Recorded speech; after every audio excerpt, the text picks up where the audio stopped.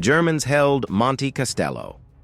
For 3 months against the Allies, then Brazilian troops took it in 12 hours.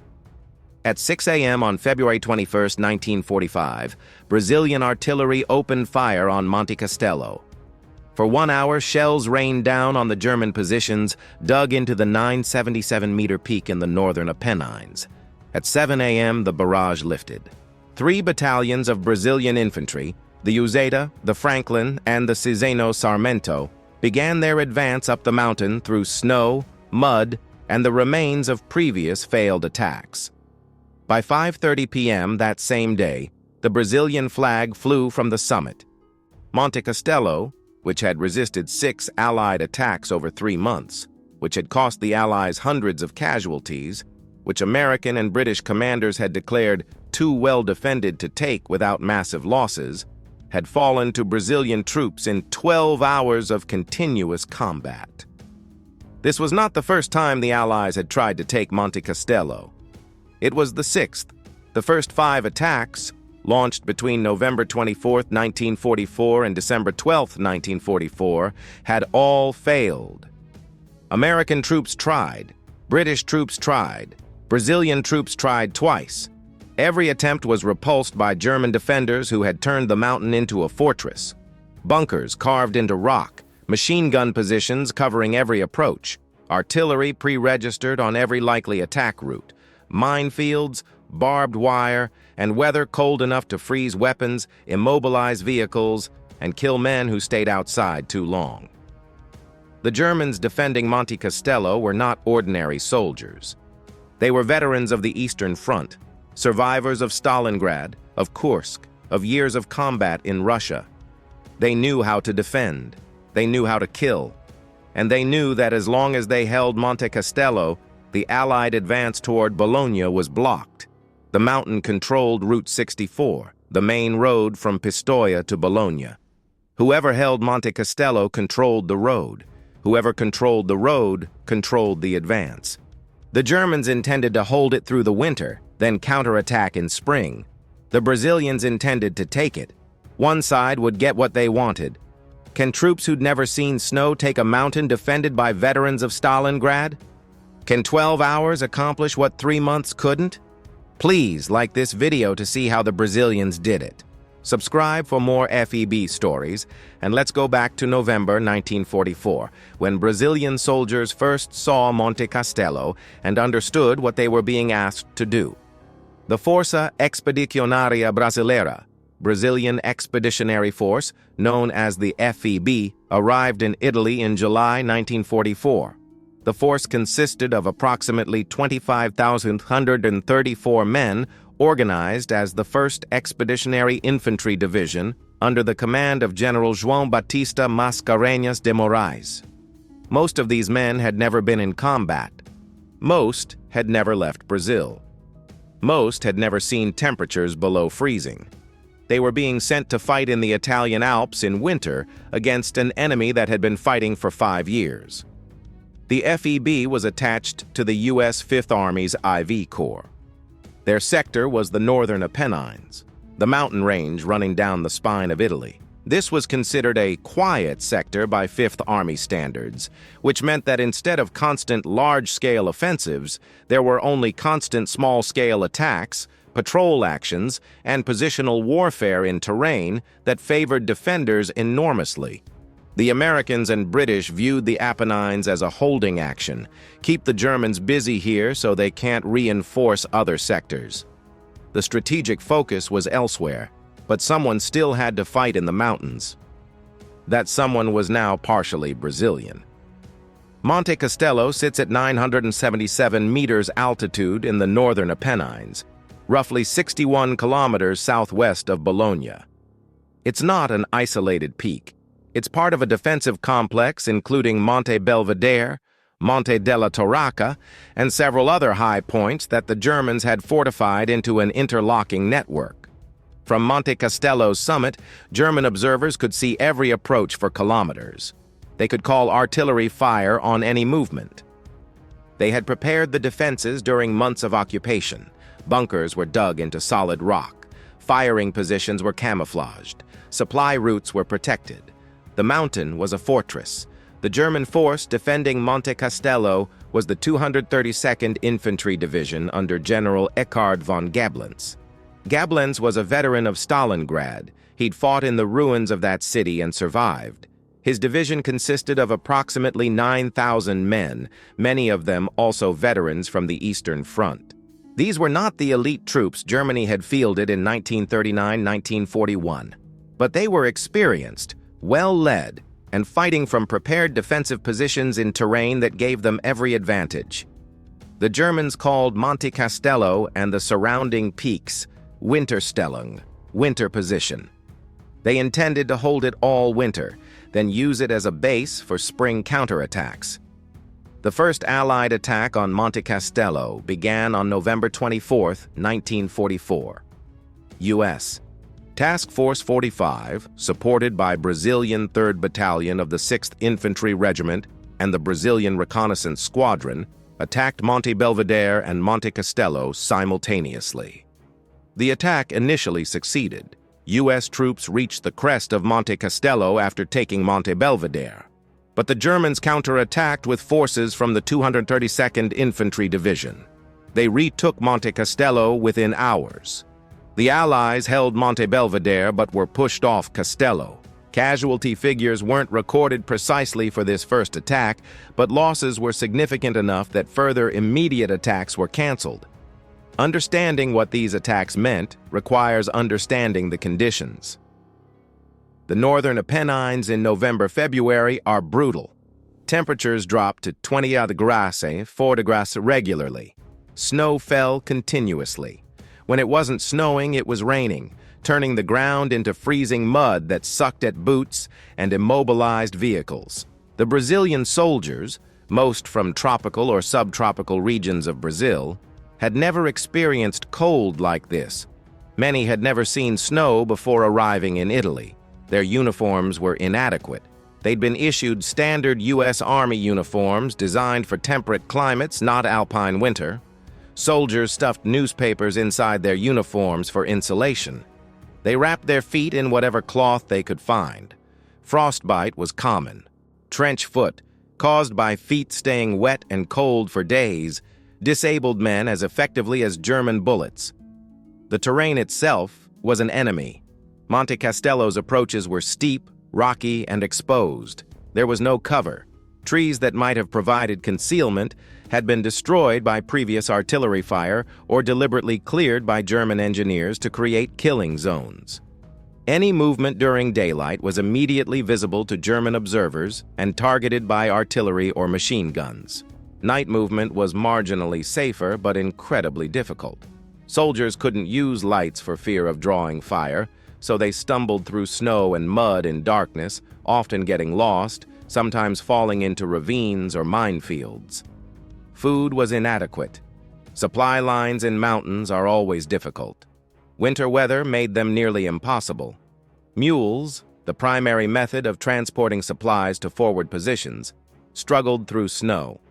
Many died from exhaustion, cold, or German artillery fire. Soldiers in forward positions sometimes went days with only cold rations. Hot food was a luxury that required fires, and fires drew artillery. Men ate cold beans from cans and tried to stay warm enough to function. Sleep was equally difficult. Soldiers dug foxholes in frozen ground, then tried to sleep in those holes while wearing wet uniforms in sub-zero temperatures. Sentries on duty sometimes fell asleep from exhaustion and froze to death in their positions. Others developed hypothermia without realizing it. The condition makes you confused, and confused soldiers make fatal mistakes. Weapons malfunctioned in the cold. Machine guns froze. Rifle bolts became stiff. Grenades had delayed fuses because the cold slowed their chemical reactions. Artillery had to account for cold air density when calculating firing solutions. Radios failed. Batteries died in cold weather. Communication between units broke down. Officers had to send runners physically from position to coordinate actions, and runners often got lost, wounded, or killed. The entire machinery of modern warfare slowed and broke in the cold. And the Germans, who'd survived winters in Russia, knew all of this. They knew how to fight in these conditions. The Brazilians were learning. The second attack occurred on November 29, 1944. 3 Brazilian battalions, supported by American tanks, attacked Monte Castello from multiple directions. The weather had deteriorated. Rain, then sleet, then snow. Visibility was near zero. The tanks couldn't maneuver effectively in mud and snow. The infantry attacked without adequate artillery support because the weather prevented accurate fire. German defenders, warm in their bunkers, fired on Brazilian troops struggling through snow and mud. The attack failed. Brazilian casualties: 190 men killed, wounded, or missing. The mountain remained German. A third attack on December 5, 1944, achieved nothing. A fourth attack on December 12, 1944, remembered by FEB veterans as one of the most violent days they experienced, also failed. The 2nd and 3rd Battalions of the 1st Infantry Regiment attacked in the same terrible weather conditions. They took some positions. German artillery fire drove them back. Total casualties for this attack: 150 Brazilians killed, wounded, or missing, including 20 dead. The lesson from these failed attacks was clear. Monte Castello could not be taken by battalion-level attacks. It required divisional-level operations, coordinated assaults by the entire division with proper artillery support, air support if weather permitted, and most importantly, attacks on adjacent peaks to prevent German forces from concentrating on Castello alone. General Mascarenhas de Moraes, commanding the FEB, understood this. He'd argued after the second failed attack that Monte Castello required the entire division, not just a few battalions. But the U.S. Fifth Army Command wanted to keep operations limited. They didn't want to commit major forces to what they considered a secondary sector. It took 4 failed attacks and hundreds of casualties before Fifth Army Command agreed with Mascarenhas. On February 18, 1945, after winter weather had improved slightly, Fifth Army authorized Operation Encore, a major offensive to break the German defensive complex in the northern Apennines.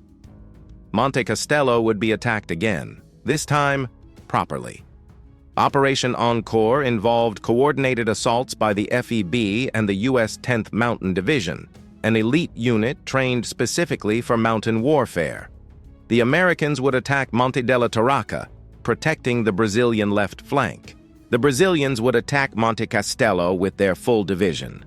3 infantry regiments, artillery, engineers, reconnaissance, all committed.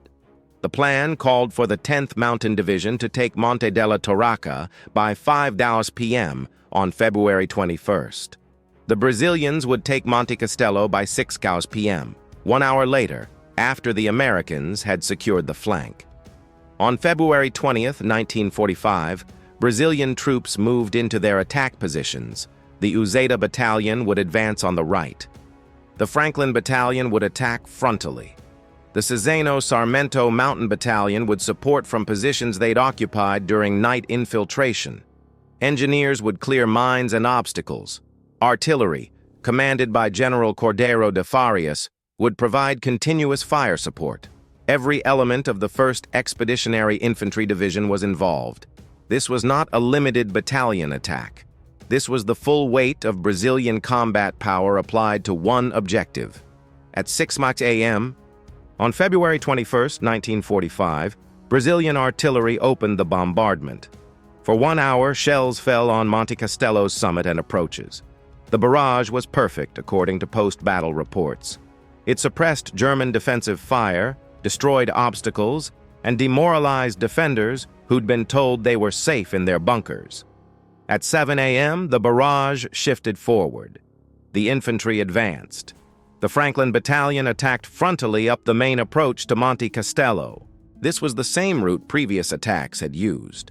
But this time, German defenders couldn't concentrate all their fire on the Franklin Battalion because the Uzeda Battalion was simultaneously attacking from the right, and the Cesano Sarmento Battalion was providing suppressive fire from their infiltration positions. German machine guns that fired on one battalion were immediately targeted by Brazilian artillery spotters with the other battalions. German artillery that fired on Brazilian positions was counter-batteried by Brazilian guns. The coordination worked. The advance was not easy.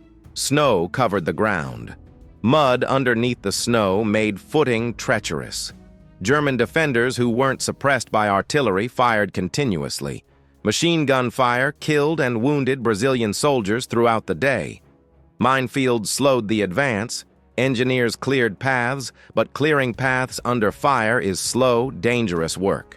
Several engineers were killed or wounded performing this task, but the advance continued. By noon, Brazilian troops had reached the lower slopes of Monte Castello. By 2 p.m., they were engaging German defenders in close-quarters combat among the bunkers and trenches on the upper slopes.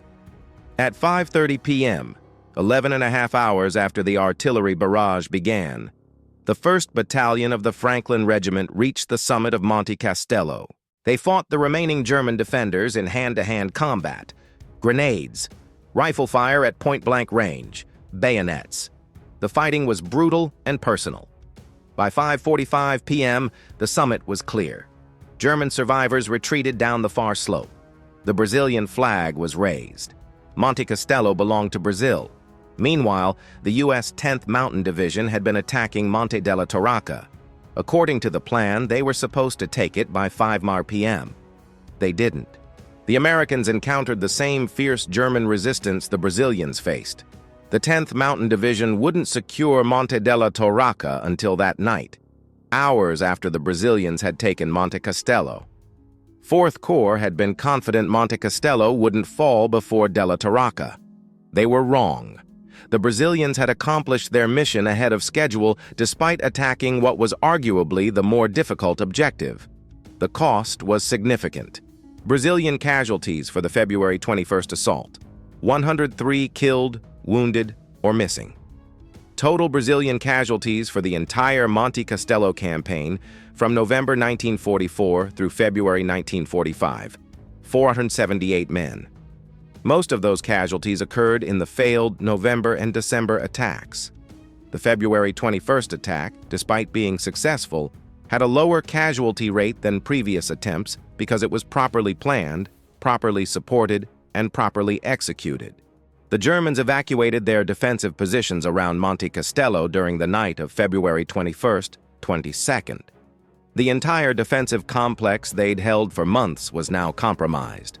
The Brazilians controlled the high ground. German artillery observers could no longer see Allied movements. Route 64 was no longer under German observation or fire. The way toward Bologna was open. Operation Encore continued with Brazilian and American forces advancing on other objectives. By early March 1945, the German winter position had collapsed. The spring offensive, the final Allied push that would end the war in Italy, became possible because of what happened at Monte Castello and the surrounding peaks in February 1945. Monte Castello entered Brazilian military history as the FEB's defining battle. It represented everything the FEB had endured: the failures, the learning, the suffering in winter cold, and finally the success that validated their participation in the war. Brazilian veterans of Monte Castello returned home with the knowledge that they'd accomplished what others said was impossible. They'd taken a mountain that had resisted the Allies for 3 months. They'd done it in 12 hours. And they'd done it against veterans of Stalingrad who thought they knew everything about defensive warfare. The battle's impact extended beyond the immediate military victory. Monte Castello's capture broke the German winter position and enabled the spring offensive that would end the war in Italy within 3 months. When the FEB took Monte Castello, they opened Route 64. When they opened Route 64, Allied forces could advance on Bologna. When Bologna fell in April 1945, the entire German defensive line in northern Italy collapsed. Germany surrendered in Italy on May 2, 1945, 6 days before total surrender on May 8th. The chain of causation runs directly from Monte Castello to the end of the war in Italy. For Brazil, Monte Castello was validation. Before the battle, skeptics had questioned whether Brazilian troops could fight effectively in modern warfare. The propaganda that said it's easier for a snake to smoke than for Brazil to go to war reflected genuine doubts about Brazilian military capability. After Monte Castello, those doubts were answered. Brazilian troops had fought against elite German defenders in the worst possible conditions and won. The cobras fumantes, the smoking snakes, had made their symbol real. They'd made the snake smoke. Today, Monte Castello is preserved as a memorial site. A monument stands at the summit marking where 478 Brazilian soldiers died during the campaign. Brazilian and Italian flags fly side by side. Every year on February 21st, ceremonies commemorate the battle. Italian residents of the region, who were liberated by Brazilian troops, attend these ceremonies. Their children and grandchildren attend. The memory of what the Brazilians did has been passed down through 3 generations of Italian families who understand that their freedom came at the cost of Brazilian lives. In Brazil, Monte Castello is taught in military academies as a case study in persistence, proper planning, and the correct application of combined arms warfare. The failures of November and December 1944 are studied as carefully as the success of February 1945. Future Brazilian officers learn what General Mascarenhas learned: that battalion-level attacks against prepared defenses fail, that proper artillery support is essential, that weather and terrain matter as much as courage, and that sometimes you must accept failure, learn from it, and try again with a better plan. That's the story of Monte Castello and February 21st, 1945, when Brazilian soldiers proved that determination, proper planning, and artillery support could overcome any defensive position. That's the story of how 12 hours accomplished what 3 months couldn't. That's the story of the cobras fumantes, the smoking snakes, who made the impossible possible. If this story reminds you that impossible is just a matter of proper preparation, that 3 months of failure doesn't predict the future, and that courage combined with competent planning defeats any defense, hit that like button. Subscribe for more FEB stories. The smoking snakes have more to tell. Turn on notifications. Comment where you're watching from and whether you'd heard of Monte Castello before. We read everyone. Thank you for watching. We'll see you in the next one.